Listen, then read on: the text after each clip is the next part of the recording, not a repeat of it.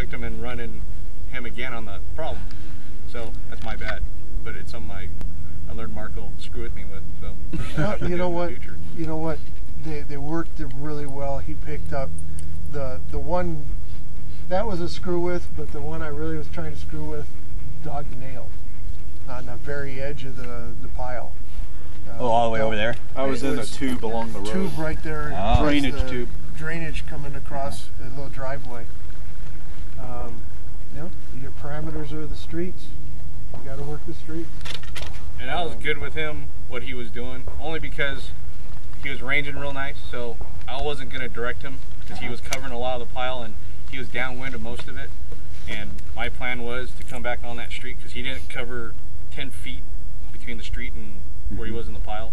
So my plan coming back after I covered everything else was to work back that way, but the wind shifted and he picked it up, which was perfect. We talked, Rick and I kind of talked about this earlier, but you're the first dog there, and it is a large area.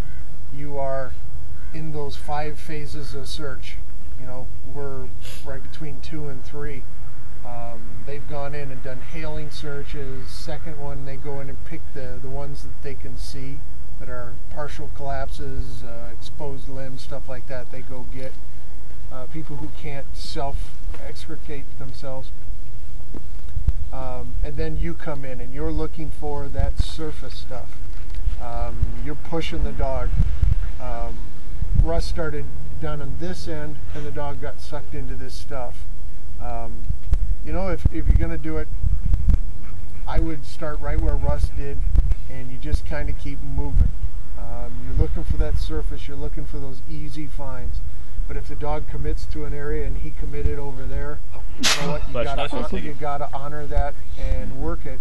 And it may mean that you have to take a 10-minute break, a 15-minute break halfway through your search and just give the dog a break. You know, it comes out to be a very large search. It's a complex search when you look at it because there's a lot of voids in a lot of places. So, you know what, you look at your dog's tired, take a break, let them cool down, get them in some shade, get them psyched back up, and send them back out and finish it off. The other thing is, when you do these hasty searches or the recon searches, one is as good as, and really, if this was a true recon, you know what, that's a building. You got one hit. I'm going to leave that building and keep on moving because he's still got a lot of area. Because the gist of what we told him was, you know what, your first dog, I would need this whole thing cut up, you know, covered, and then as crews are coming in, we're going to break it up and search it in more detail. So it's a hasty search. One is as good as 50. You get one bark here, you know what, I'm going to put crews in there, we're going to work, I've got something that's a high probability.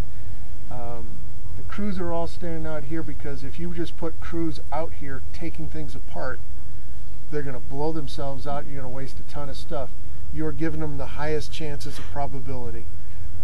The other things are the guys running the searches are looking and saying, okay, this is a daycare center. I'm going to put priority stuff here and I'm going to put crews to work on this place while the dog's clearing the other stuff. Versus the reality, this is a senior citizens. You know what, if this is the only area I've got and I got a senior citizens home, I know there's people in there. I've got a daycare and a senior citizens. Which one do you go to first? Daycare. Daycare.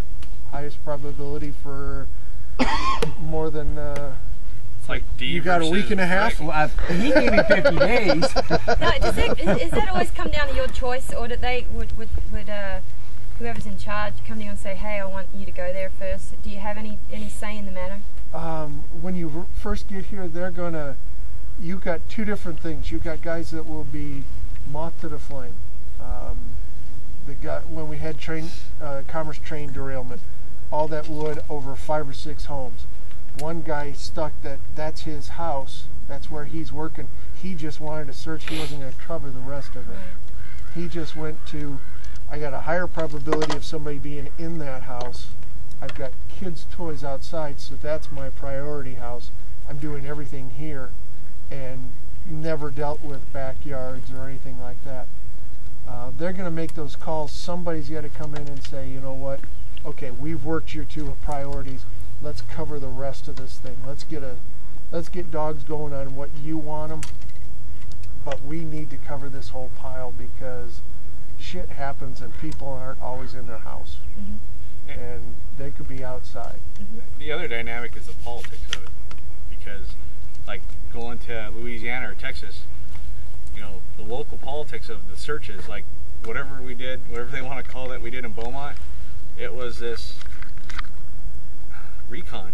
But we had our dogs, but we didn't use them because it wasn't what they wanted. It wasn't the best use of our dogs either, which was fine. But the local agency, whoever's responsible, they're going to have their own picture, and they don't know what we do a lot of times. So they're going to be saying, you know, I want you to cover all this, all He that. shifts and almost rolls down the hill. Slide down the hill. He's been watching Emma. Look at Bye.